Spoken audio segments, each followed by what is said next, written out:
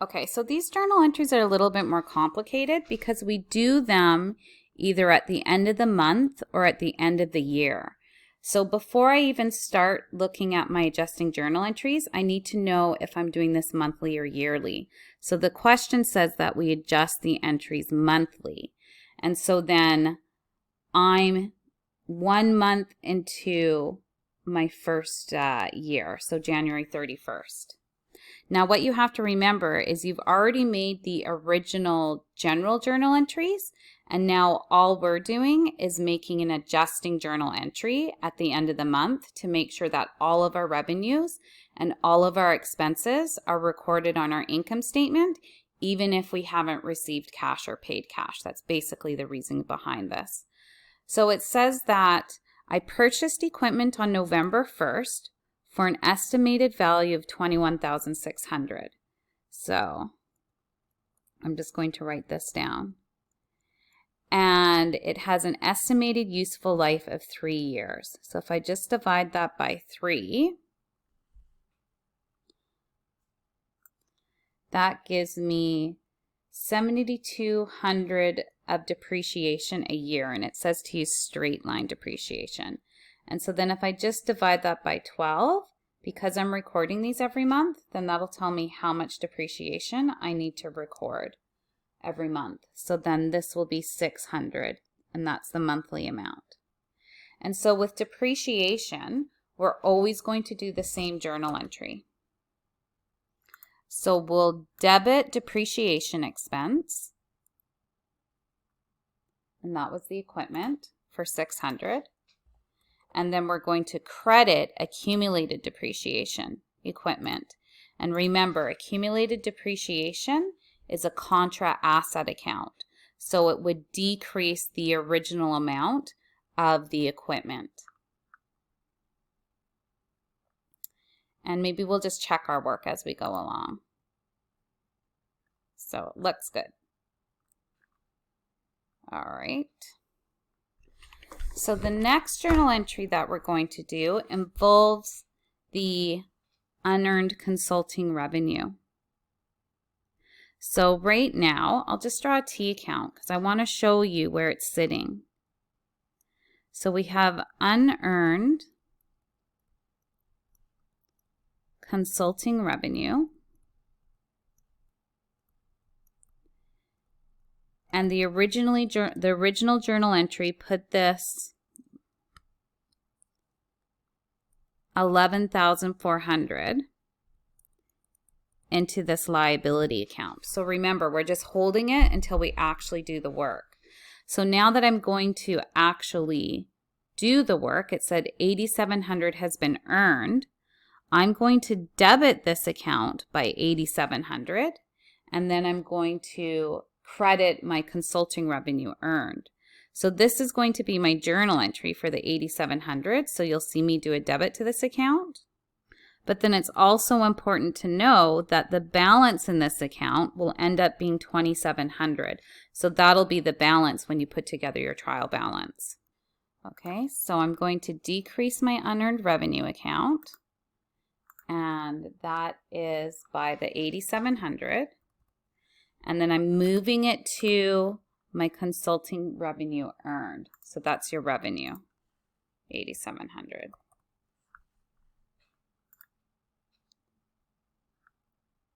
So now the next account that we need to adjust is the prepaid rent. So I'm going to just draw a T account for my prepaid rent. So just as a reminder, we prepaid our rent, so instead of putting it as an expense, we put it as an asset, and it's sitting here at $13,500. And then it says that this represents 6 months of rent. So then if I just do $13,500 and divide that by 6 months, that should give me the rent for every month. So that's $2,250. So when I do my journal entry, I'm going to credit this account by $2,250. So I'm decreasing this account, and I'm going to record my rent expense. And then when I prepare my financial statements, I'm going to take the difference So this will be the balance, and this is what I would record on my trial balance. But my journal entry is for the amount to move it out of prepaid and into rent expense. So we debit, not that. Okay, so let's try this again. So I'm looking for rent expense, and I'm recording that $22.50, so that's 1 month's worth of rent. And then I'm decreasing the balance of my prepaid rent. And because that's an asset, we know that we have to credit that to bring that balance down. So now the next one that I'm looking at is accrued wages. So it said accrued wages at January 31st totaled $18,500. So what that means is I had employees work for me during January, but I haven't paid them yet. But I need to put this as an expense on my income statement. So this one's not a too bad of a journal entry. So we're going to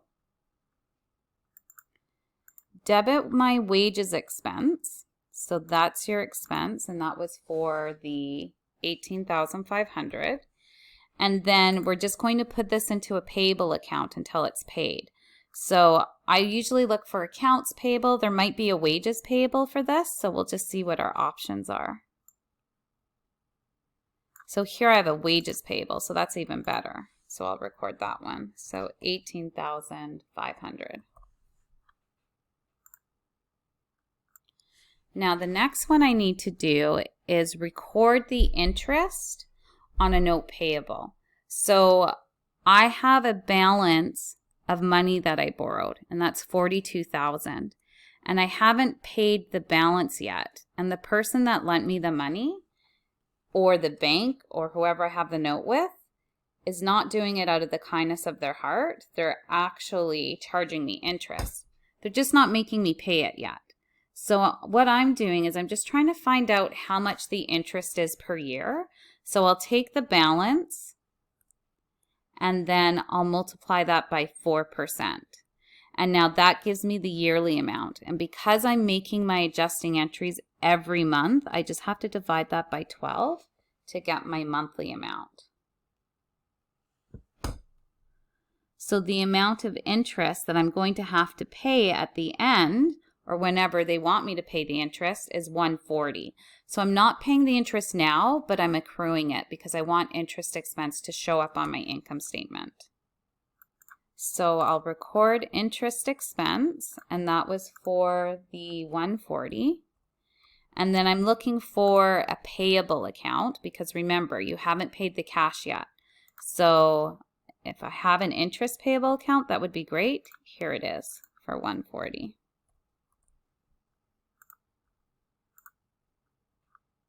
Now I'm looking at F.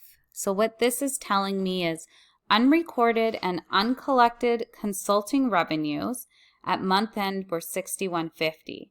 So what that means is I've done the work, I just haven't invoiced my clients for it yet. So I haven't received the cash. So I need to get that revenue onto my income statement. So I'll go ahead and put the revenue down first. So consulting revenue fees earned, and that was for my $61.50. And I haven't invoiced them, so they haven't paid me cash. So we'll use this accounts receivable account until they actually pay me. So I have accounts receivable and then consulting revenue earned. So the next one that I'm looking at is my insurance policy. So I actually prepaid an insurance policy for $35.10. And what they're telling me is that it covers 18 months. So if I do $35.10 and I divide that by 18 months, then I'm going to end up with $195. So I need to move $195 out of prepaid insurance and record it as insurance expense for the month. So I'm going to record insurance expense. If I can find it here.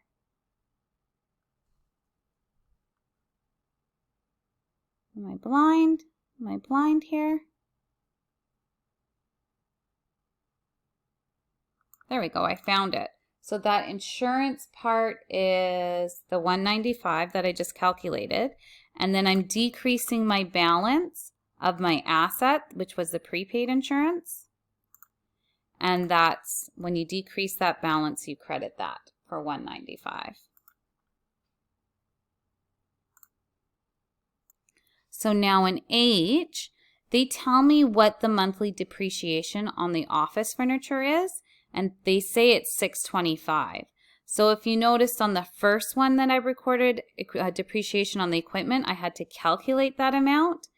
In H, they're telling me what the amount is. So I can just go ahead and do a journal entry to record depreciation expense for $625. So I'm going to find depreciation expense. And this was for my office furniture of $625. And then my accumulated depreciation, so that's your credit for office furniture for $625.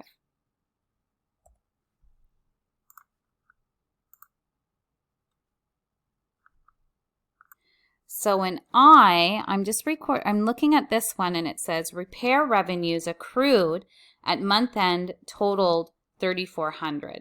So again, I have a form of revenue, so I need to record that on my income statement. And when it says accrued, it just means that I've done the work, I just haven't invoiced anybody for it yet. So again, I'm going to use accounts receivable as the holding account and then make sure I have that revenue sitting on my income statement for the month end. So I know my revenue, so this one is, let's see here, repair revenue, and that is for the $3,400. And I haven't invoiced for it yet, so I don't get cash. So I put it into my little holding account, which is accounts receivable, and I'll leave it there until I get paid for it.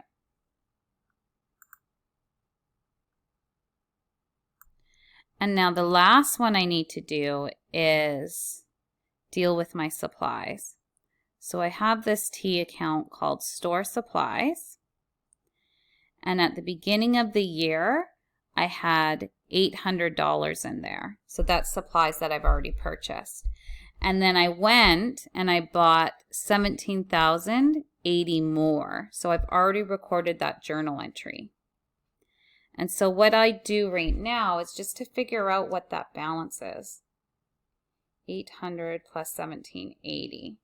So right now I have a balance of 2580 in that account. And then they tell me that somebody went and did a month-end count on the supplies that I have, and it revealed that the balance was 650. So this is the real balance. So what I need to do is bring down the balance of 2580 down to 650, and that will tell me how much I actually used.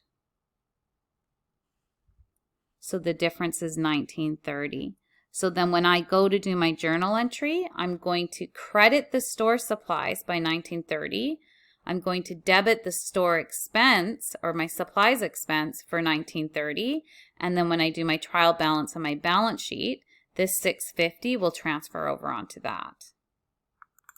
So we'll do debit store supplies expense. Not store supplies. I'm looking for store supplies expense. And that's the 1930, so that's what you used. And then we're going to decrease our supplies account. And remember, that's an asset, so when I decrease that, I have to credit it. 1930.